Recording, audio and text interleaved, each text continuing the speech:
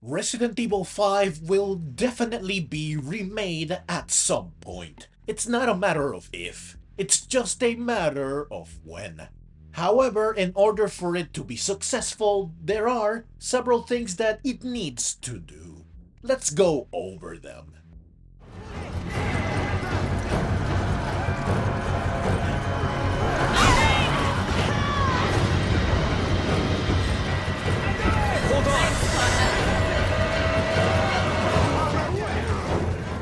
One of the biggest innovations RE5 brought to the franchise was co-op.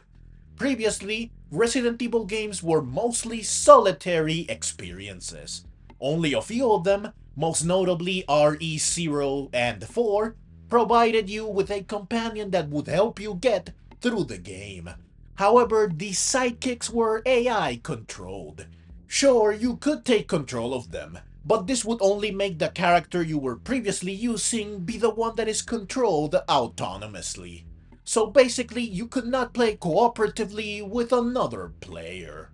Plus, Ashley was not with you all the time, meaning that in RE4 you were alone a lot of the time. Meaning that RE0 is the only one that was truly, almost completely, a two-character game. Resident Evil 5 came along to radically change this, by not only sticking you with a companion for the entire game, and making said companion be a key part of the experience, by helping you fight, picking up items for you, healing you, saving you from enemies that grab you, and aiding you in solving puzzles, but also, for the first time ever in the series, your companion could be controlled by another player. Meaning that you could play the entire game cooperatively with a friend, both locally in split screen or online, and with another player online. This made the experience a lot more fun and memorable. It's honestly a big part of the game's charm. It's one of the aspects that is most fondly remembered by fans. So I think that if the RE5 remake wants to succeed, it absolutely needs to have a co-op. Ideally, just like in the original. Which means split-screen play should be possible. Now yes, split-screen gaming has been on the decline for a while now due to the increasing popularity of online play. But it's a feature that a lot of people love. Mostly because it's nostalgic. Since some of the funniest memories most people have with gaming are split-screen sessions with friends and/or family in games such as Pokemon Stadium, Mario Party, Mario Kart, Donkey Kong 64, Call of Duty, GoldenEye, Conker's Bad Fur Day, etc. So split screen is still something people crave, despite it being outdated. Therefore, it would be amazing to have more modern games that embrace this style of play, especially from franchises that were defined by it. RE5 is a perfect example. So yes, the remake should definitely have co-op both online and in split screen, just like the original. Though of course it should be tweaked and refined in order to make it work more fluidly. But with today's technology, I'm sure it would be easy to make it work faster and more reliably with less latency and better connection. Now my next point goes hand in hand with co-op. So before I go over some general changes I would like to see when it comes to playing cooperatively, I would like to go over this other point first. So what happens if you don't have a friend to play with, don't allow another player to join you online, or don't have an internet connection? Well, you're stuck with the AI, which in the original RE5 was not the sharpest tool in the shed. Doing things like getting in your line of fire, and shooting when you are in her line of fire,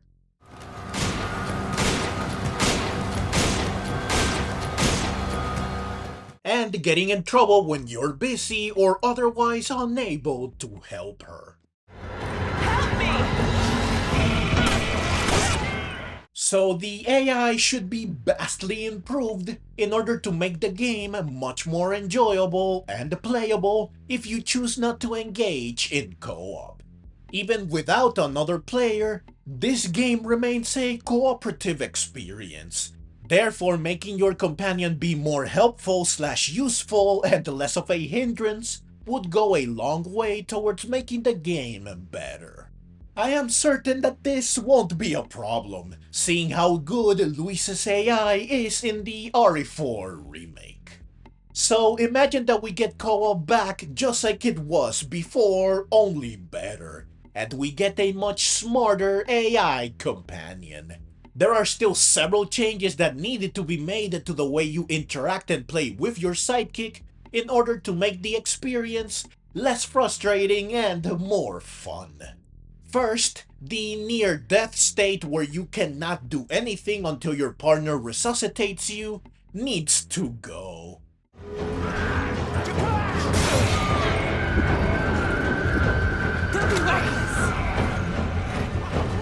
It's extremely annoying when you're about to die and you cannot heal yourself or even fight back unless your partner is nearby to bring you back from the brink. If they are nearby, then sure, no biggie, right? It's just a small nuisance that you are briefly unable to do anything but slowly stumble ahead. But if your partner is not nearby, then you are most likely dead, either instantly or after limping around doing absolutely nothing. Now yes, having an actual person by your side alleviates this somewhat, since they are bound to be smarter than the AI, and you can directly communicate with them. But still, it's a hassle to have to babysit each other. You cannot really divide and conquer unless you are very confident in your skills, especially on harder difficulties. This mechanic was likely added to incentivize you to stick together and to add more ways to help each other. But in practice, it just makes the game more frustrating. So just remove the near-death state and allow us to play normally even when we have 1 HP. This would make the experience a lot less painful. Second, and this applies only to the AI, make it so that you don't share resources with her. This is another thing that, in theory, motivates you to cooperate, but in practice, it's just annoying. If the AI has no ammo, then she is basically useless. If you give her ammo or let her pick some up, then that's less ammo for you. Now this would be perfectly fine if you know for sure that she will make good use of it. Generally she does, but not always. And yes, there are ways around this, like giving her a weapon that uses ammo you don't need. But you should not need workarounds like this. Moving on, in my experience, she does not use grenades. So if she picks up any, or you give her any on accident, which happens a lot, at least for me, then she is hoarding something she won't use, which is bad. Now, it's likely that this was done to prevent her from killing you and or herself with a bad grenade throw, which is certainly reasonable and appreciated, though sadly she still finds a way to do this.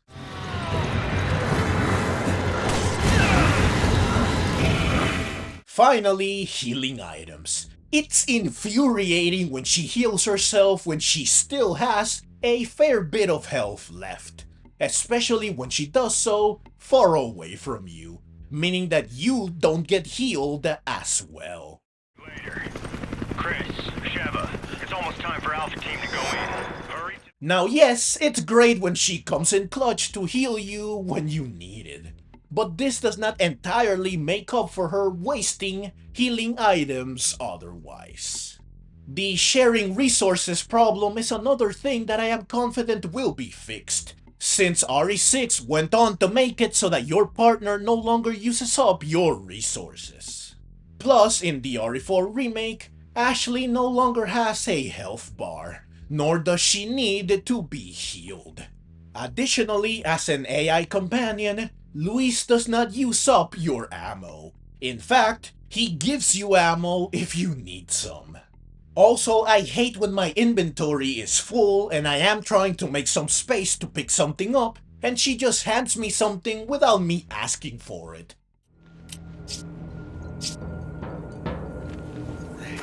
I owe you one. Take this.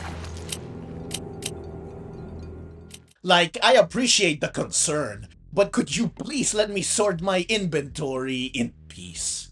Now, if you are playing with another person, then it's fine to allow the sharing of resources, since it allows you to work together more and better, and you can mostly trust other players to use resources better than the AI. Third, and this also applies only to the AI, make it so that she does not have to be with you in order to move to the next area.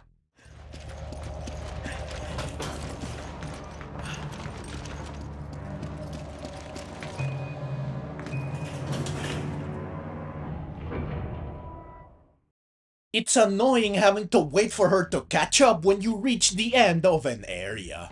Sometimes she is stuck somewhere doing something, and you have to wait for her to walk all the way to the end before you move up. Just force her to transition to the next area, or make her faster / make it so that she follows you better as part of the AI improvements. Now, if you are with another player, then sure, keep things as they are, since you cannot just leave the other player behind, nor should you force them to teleport to you. Plus, you can just tell them to hurry up, or if you can't, then they will hopefully be conscious enough to not keep you waiting. Though admittedly, back in 2009, there had to be a loading screen between areas. Nowadays, this should not be needed. So maybe you don't have to wait for anyone before moving on. Finally, on the matter of cooperative play, Mercenaries should absolutely return, and it should definitely have a co-op.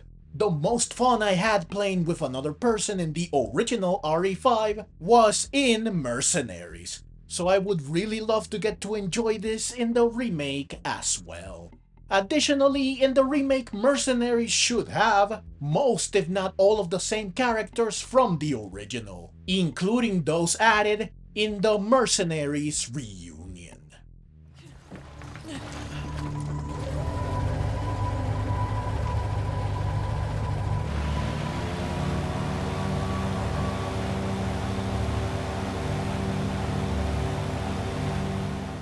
We still don't have a fully open world Resident Evil, though recent games have given us more freedom to explore and move around the environment, namely the RE4 Remake and Village.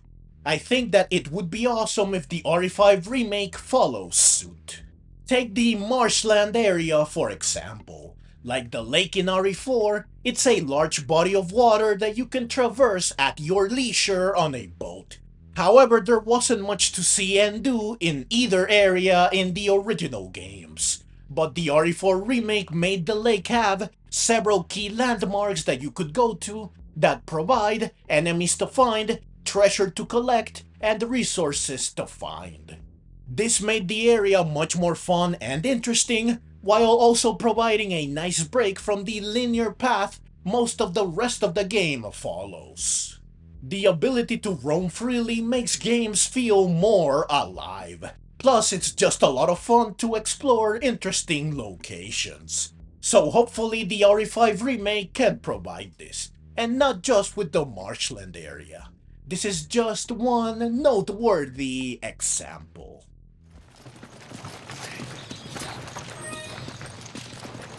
You grab it. Okay. I'll take the lantern. Stay close to me.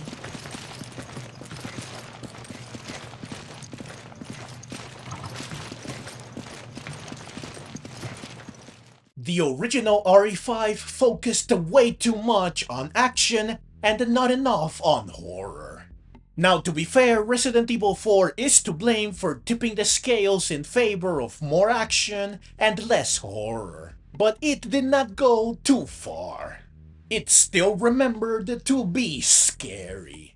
However, Resident Evil 5 leaned a lot more towards action, and as a result, it was not as tense or as scary as its predecessors. Which is not a good thing for a series that is supposed to be survival horror. So I think that the remake should put more emphasis on horror and suspense and less focus on action and thrills. This will make it fit the genre better. It will feel more like a proper entry in this franchise. Plus, it would just make it a better game, since a tenser, slower experience is superior to a fast, pulse-pounding one. At least, I think so. Additionally, this helps to pace the game better. Pacing was one of the issues with the original.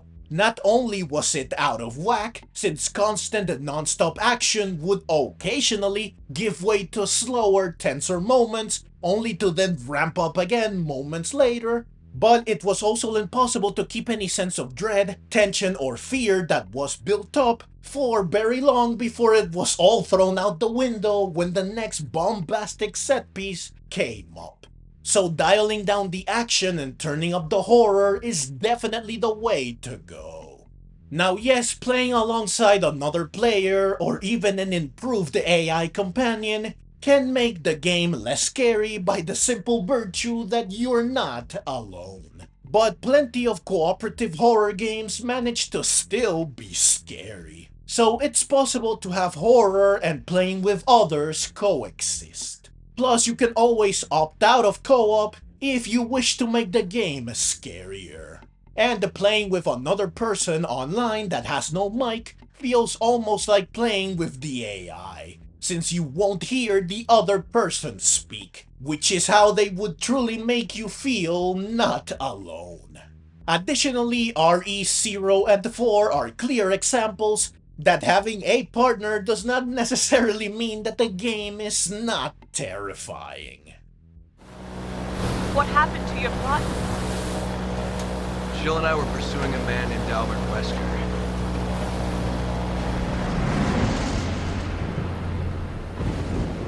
Wesker. He was a top official with Umbrella, the leader of our STARS unit. I met him again after the Raccoon City incident on Rockford Island. Since then, we've been trying to track him down. Then a few years ago, we got a tip from a reliable source, the whereabouts of Umbrella's founder, Oswell E. Spencer. So we paid him a visit, hoping he'd lead us to Wesker. The original RE5 had 2 pieces of DLC released post-launch. Lost in Nightmares, which takes place before the main game and chronicles Chris and Jill's search for Wesker, and The Desperate Escape, which takes place during the main game towards the end and follows Jill after she is broken free from Wesker's control.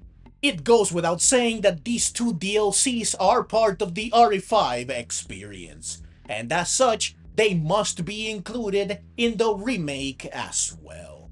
Now they are both very similar to Separate Ways, side campaigns that complement the main game. So much like Separate Ways, they could be absent from the remake of RE5 at launch, only to then be released as DLC sometime later. If this is the case, then I hope that like Separate Ways, they A. make them better than their original incarnation in order to justify the extra price of admission and the additional time we have to wait to play them, and B. that they deduct their standalone price from the full game. The RE4 remake was only $60 at launch instead of $70, the normal price, and the Separate Ways was $10, meaning that the full experience added up to $70, which makes it fair. If they choose to instead include Lost in Nightmares and Desperate Escape at launch, then they should still be better, of course, and different enough to make them refreshing. But I would also love to see them be integrated into the main game. Yes, this could break the flow and the pace of the game, but if it's done well, it could make the entire experience more cohesive and seamless, and beefier, aka longer. I think it's doable. With Separate Ways, it wasn't really possible since Ada does a lot behind the scenes, They couldn't have you switch perspectives back and forth constantly, as this would have shattered all semblance of continuity and pacing. However, they could cut into Lost in Nightmares when Chris has a flashback about it, and they could switch perspectives over to Jill near the end of the game for desperate escape. So they would only need 2 transitions from the main game into the side stories. This shouldn't be too disruptive.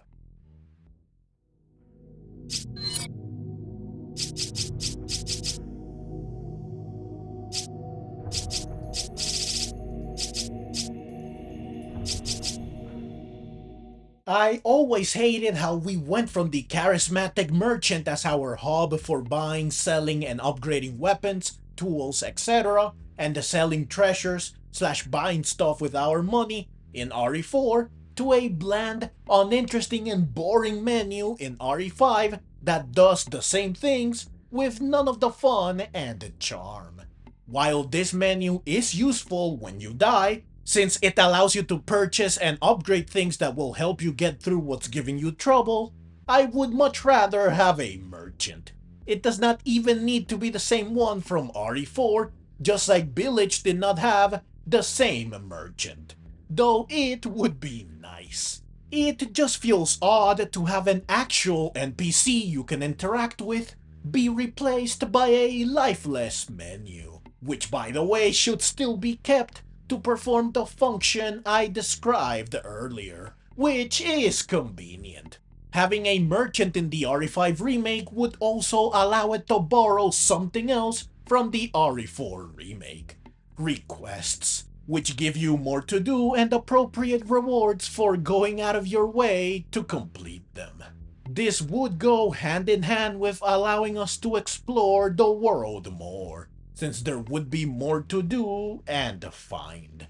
The world would feel more alive, and the extra space would be put to good use.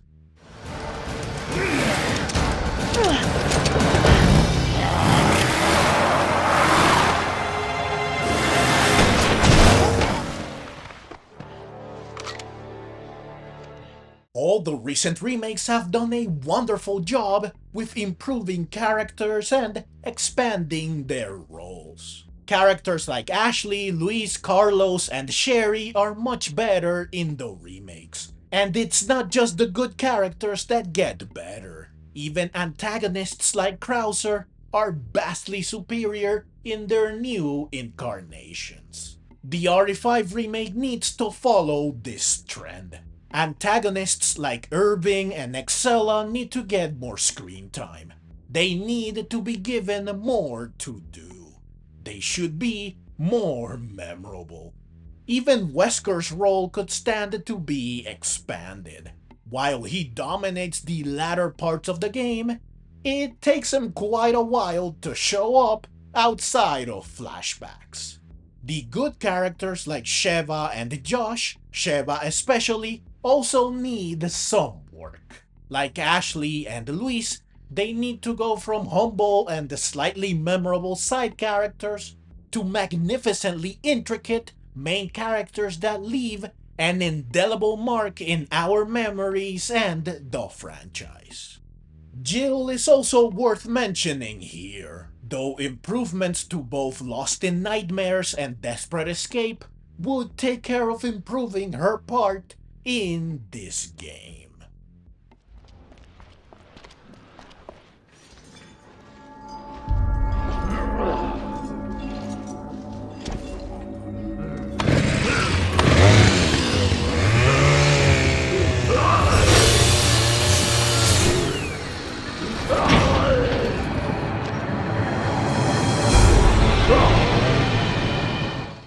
One of my biggest complaints with the original RE5 is the fact that it takes a lot of cues from RE4.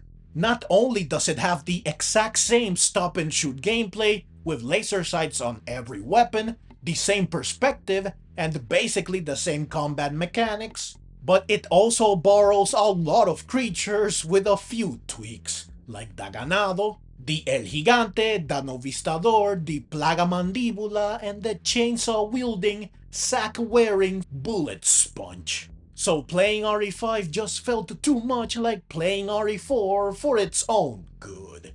The familiarity hurt the experience. Now yes, it makes sense lore-wise that there are so many similarities when it comes to creatures, since both games have essentially the same virus.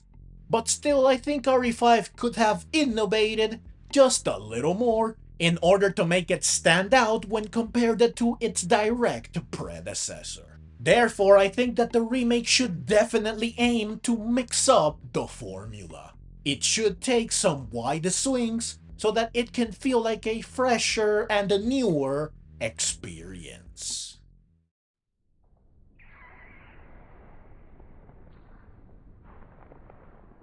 Correct me if I'm wrong, but the original RE4 was the first game in the series to do away with ink ribbons in order to save your game, while the original RE5 was the first one that did away with typewriters entirely, adopting instead autosaving and checkpoints.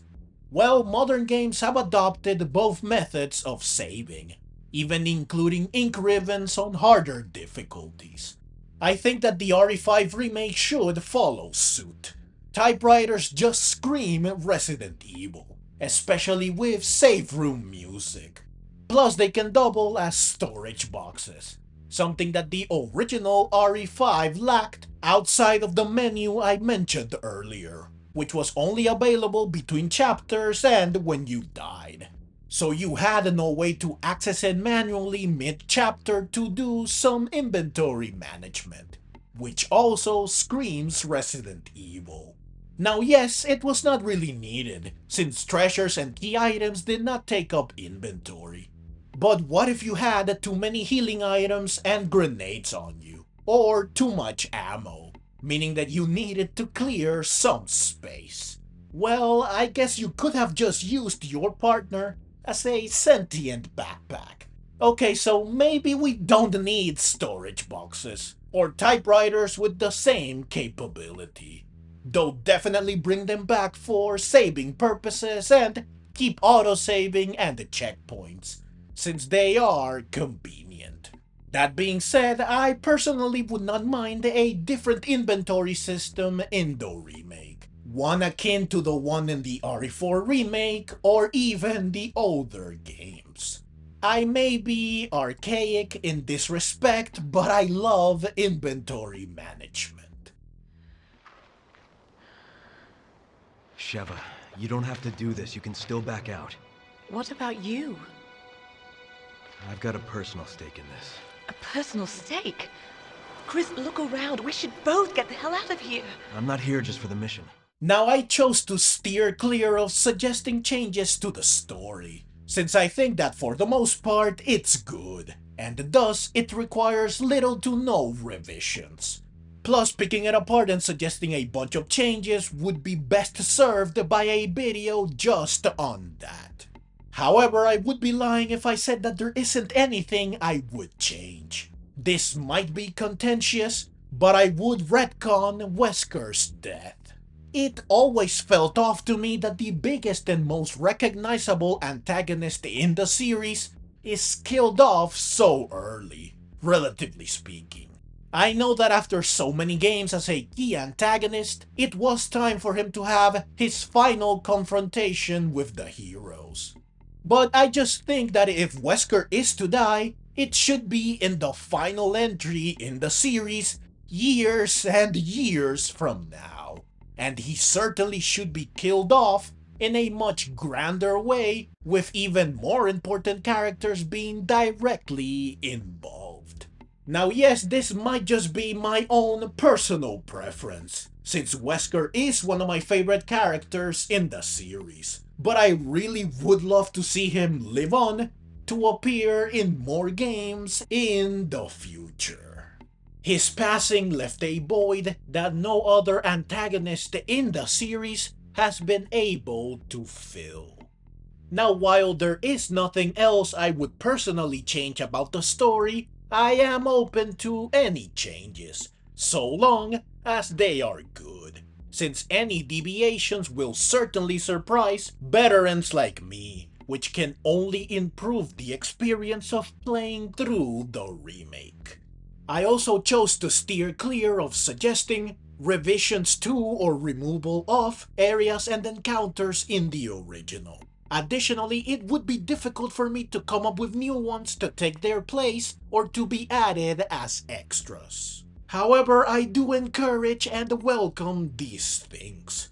The RE4 remake left a lot of things in the cutting room floor, and it had several new things replacing or supplementing them, which made the experience feel newer and better paced. I trust that Capcom will, for the most part, make such alterations for the better to all future remakes.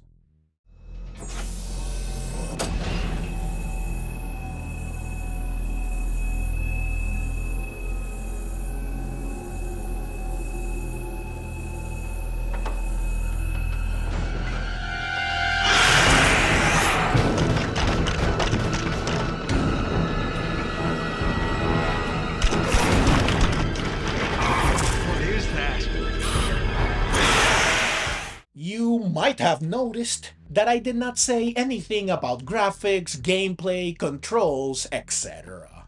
Well, that's because it goes without saying that all these things will be vastly improved in the remake. They will be up to the standard of the RE4 remake. Probably even better since technology only gets better as time goes on. So no need to suggest or say that the RE5 remake needs to have better graphics, gameplay, controls, etc. I will say though that I hope that the melee system from the original game is kept and made better. I always loved how many options you have when it came to pummeling a stunned enemy up close and personal.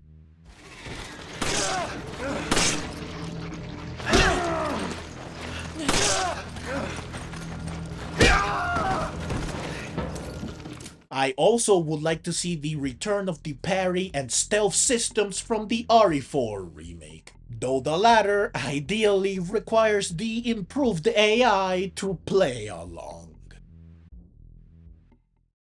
Whether it's addressing fan concerns or embracing the beloved aspects, there's a lot to consider when thinking about how to properly remake Resident Evil 5.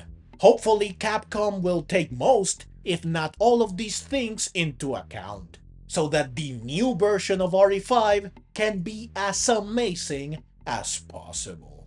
Please let me know what you think the Resident Evil 5 remake needs to do in order to succeed in the comments down below. I am very much interested in knowing your opinions. Also, please do drop a like if you enjoyed the video and subscribe for more Resident Evil. Additionally, down in the description I have affiliate links for GameStop, which is where I buy all my gaming related stuff, and a link to my Buy Me a Coffee page. These links will all allow you to support me directly if you would like to. I would very much appreciate it. Also, I have a link to my main channel where I cover Pokemon. If this is something that would interest you, then please check said channel out. Thank you so very much for watching, and let's meet again in the next video.